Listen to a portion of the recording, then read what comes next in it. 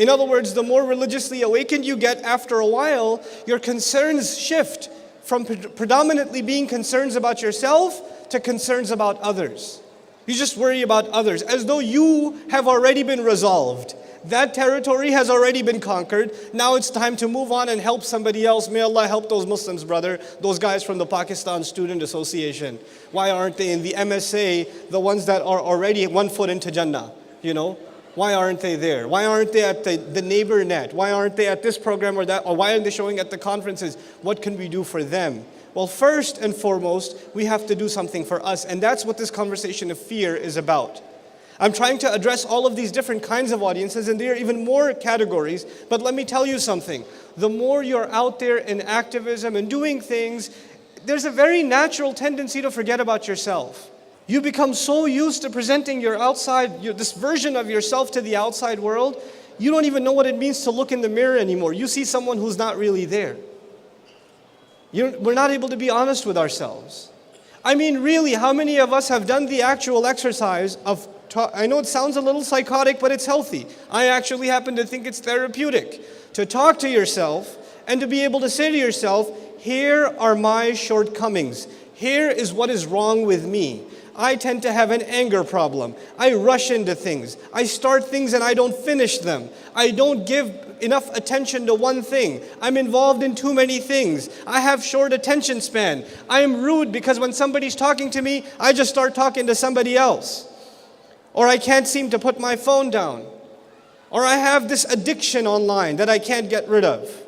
Or I have these friends, when they do the wrong thing, I don't say anything. I become a coward. I don't say anything. I don't even give them sincere advice. Or I have these late night hangouts and I keep missing Fajr. When is the last time we actually sat down and said, here is what I would like to change about my life? We're so worried about the world's problems, like we don't have any. And when you forget that you don't have problems, then the only fears you have is for others. You no longer have fears for yourself. What is a surprise then? Then when the dua is being made, when the Quran is being recited, you and I are having a hard time finding a tear to come out of the eye. Because the genuine fear is no longer there. That thought is not recurring in our minds. Hope is very powerful, but fear balances it.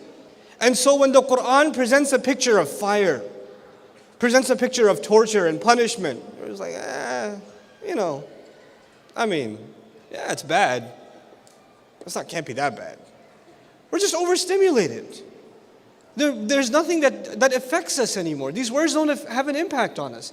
And that's a very deep spiritual problem. It's a very deep spiritual problem. Just like, if you have a bad diet, you have some very serious physical issues. You have a drain in energy. When you're not eating healthy food, you start being tired over very little work. And slowly your body starts deteriorating and you're prone to some very serious diseases. Spiritual stagnation is just like that. If you're not taking in a healthy spiritual diet and you're not resisting junk food, junk intake, spiritual poison, if you're not avoiding that, then you're going to have these consequences. And one of its biggest consequences is, at least the one that I see, and I struggle with it myself, and I see it in the youth especially, there's no more fear. There's no fear. But this idea of I don't want to talk about hellfire. I don't want to talk about judgment day.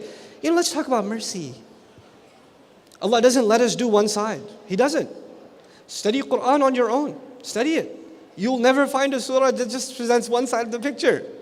Allah always balances the equation. And we're naturally supposed to be people that fear Allah Azza wa Jalla and do an accounting of ourselves.